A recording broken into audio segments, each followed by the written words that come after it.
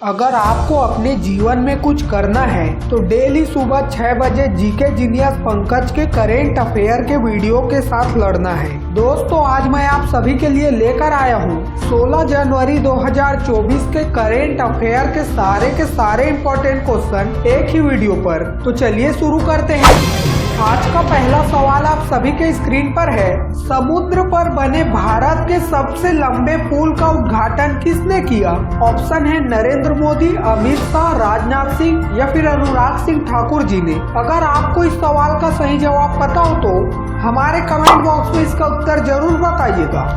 उत्तर है ऑप्शन है नरेंद्र मोदी। पीएम मोदी ने समुद्र पर बने भारत के सबसे लंबे पुल का उद्घाटन मुंबई शहर में किया। मुंबई को नवी मुंबई से जोड़ने वाला यह ब्रिज भारत के पूर्व प्रधानमंत्री स्वर्गीय अटल बिहारी वाजपेयी के नाम पर अटल सेतु रखा गया है। अटल सेतु 21.8 किलोमीटर लंबा है और इसमें 6 लेन है। इस पूरे प्रोजेक्ट में 1800 करोड़ रुपए खर्च हुए हैं। तो अगला और दूसरा सवाल है, हाल ही में किस बैंक ने सम्मान रुपए क्रेडिट कार्ड लॉन्च किया है? ऑप्शन है state bank of India, IndusInd bank, Punjab national bank या फिर एक्सिस बैंक।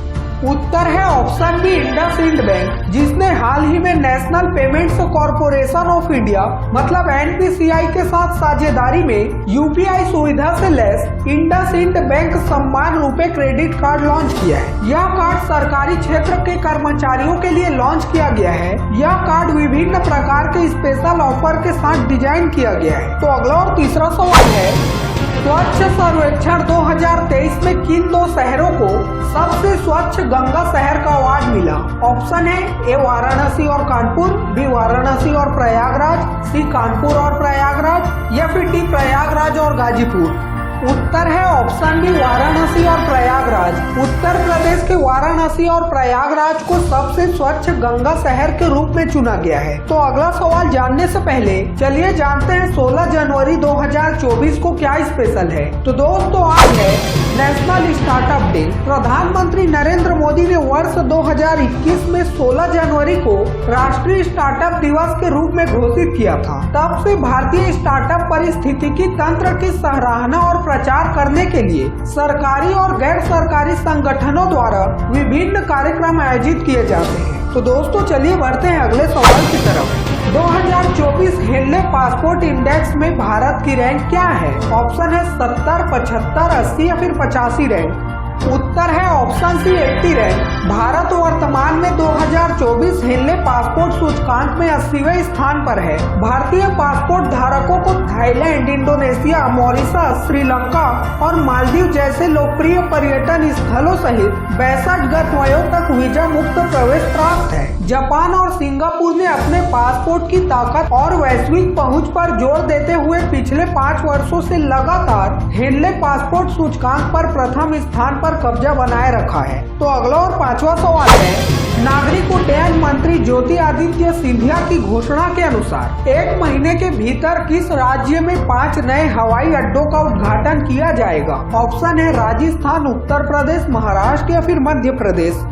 उत्तर है ऑप्शन बी उत्तर प्रदेश। नागरिक उड्डयन मंत्री ज्योति आदित्य सिंधिया ने 1 महीने के भीतर उत्तर प्रदेश में 5 नए हवाई अड्डों के उद्घाटन की घोषणा की है। यह कदम हवाई संपर्क बढ़ाने के राज्य के प्रयासों का हिस्सा है, जिससे उत्तर प्रदेश में हवाई अड्डों की कुल संख्या 19 हो जाएगी। हवाई अड्डे आजमगढ़, अलीगढ़, मुरादाबाद, चित्रकूट और श्रावस्ती शहर में स्थित होंगे। और अगर बात की जाए अयोध्या हवाई अड्डे की, तो अयोध्या हवाई अड्डे के दूसरे चरण का विस्तार 22 जनवरी को राम मंदिर में अभिषेक समारोह के साथ शुरू होने वाला है। तो अगला सवाल जानने से पहले अगर आपको करेंट अफेयर के साथ अप टू डेट रहना पसंद है तो इस वीडियो को लाइक और चैनल को सब्सक्राइब या फॉलो करके कमेंट में इस वीडियो के लास्ट में पूछे गए सवाल का जवाब जरूर दीजिएगा। तो अगला सवाल है, भारत के पहले डार्क स्काई पार्क का खिताब किस टाइगर रिजर्व को मिला है? ऑप्शन है काजीरंगा, पेंच, नामदाफा या फिर कामलांगा टाइगर रिजर्व। उत्तर है option B Pench tiger reserve. Maharashtra का पेंच टाइगर रिजर्व भारत का पहला और एशिया का 5वां डार्क स्काई पार्क वाला टाइगर रिजर्व बन गया है। डार्क स्काई पार्क से रात्रि आकाश की सुरक्षा करने और प्रकाश प्रदूषण को कम करने में मदद मिलती है। अगर आपको इस सवाल से संबंधित और भी जानकारी पढ़नी है तो आप इस वीडियो को रोककर पढ़ सकते हैं। तो अगला और 7वां सवाल आप सभी के स्क्रीन पर है। पीएम मोदी ने 27वें राष्ट्रीय युवा महोत्सव का उद्घाटन किस शहर में किया? ऑप्शन है अगरतला, नासिक, भोपाल या फिर अहमदाबाद में। उत्तर है ऑप्शन बी नासिक। प्रधानमंत्री नरेंद्र मोदी ने राष्ट्रीय युवा दिवस के मौके पर महाराष्ट्र के नासिक शहर में 27वें राष्ट्रीय युवा महोत्सव का उद्घाटन किया। यह आयोजन युवा आइकन और भारत के महानतम दार्शनिक और आध्यात्मिक गुरु स्वामी विवेकानंद जी की जयंती पर आयोजित किया जाता है। अपने महाराष्ट्र दौरे के दौरान पीएम मोदी ने 30,500 करोड़ रुपए से अधिक की कई विकास परियोजनाओं का उद्घाटन और शिलान्यास भी किया। तो अगला सवाल है, नई पीढ़ी के आकाश मिसाइल का सफल परीक्षण किया गया। यह किस प्रकार की मारक मिसाइल है? ऑप्शन है surface to air, air to surface, surface to surface या फिर एयर टू एयर मिसाइल।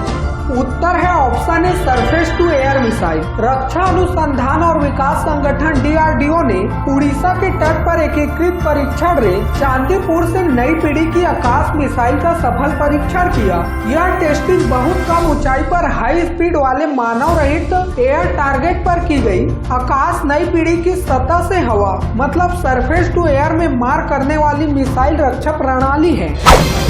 हाल ही में जनवरी 2024 में $100 मिलियन का आंकड़ा पार करने के साथ गौतम अडानी को पीछे छोड़कर एशिया का सबसे अमीर व्यक्ति कौन बन गया है? ऑप्शन है मुकेश अंबानी, लक्ष्मी मित्तल, शिव नादर या फिर साइरस पुनेवाला जी।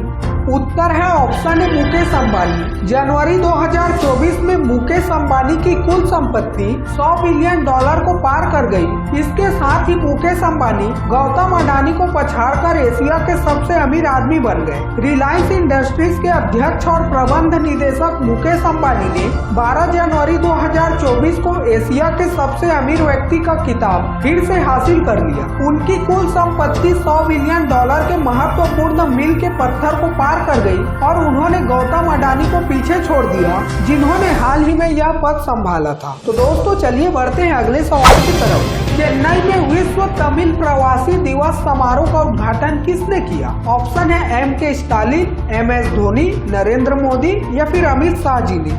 उत्तर है ऑप्शन है M.K. स्टालिन। चेन्नई ने विश्व तमिल प्रवासी दिवस समारोह की मेजबानी की। तमिलनाडु के मुख्यमंत्री M.K. स्टालिन ने इसका उद्घाटन किया और विदेश में तमिलों के लिए मंत्री की नियुक्ति भी की। विश्व तमिल प्रवासी दिवस समारोह में 58 देशों में रहने वाले तमिल भाग लेते हैं। तो अगला सवाल है,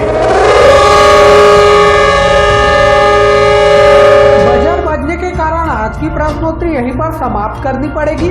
उससे पहले चलिए जानते हैं कल के सवाल का सही जवाब क्या था। कल के सवाल का सही जवाब है ऑप्शन डी 31 जनवरी, जिस दिन से संसद का बजट सत्र 2024 शुरू होगा। तो दोस्तों चलिए देखते हैं आज का सवाल क्या है। राष्ट्रीय युवा दिवस प्रतिवर्ष निम्न व्यक्तियों में से किसकी जयंती को मनाया जाता है? वैसे तो आपको इस सवाल का जवाब पता है चल ही गया होगा, फिर भी ऑप्शन है शारदा देवी, अरबिंदो घोष, स्वामी विवेकानंद या फिर श्री रामकृष्ण। अगर आपको इस सवाल का सही जवाब पता हो तो हमारे कमेंट बॉक्स में इसका उत्तर जरूर बताइएगा, और अगर न भी पता हो तो तुक्का लगाइएगा। कल फिर मिलते हैं कल के करंट अफेयर के वीडियो के साथ। तब तक के लिए बाय बाय, जय हिंद, जय भारत।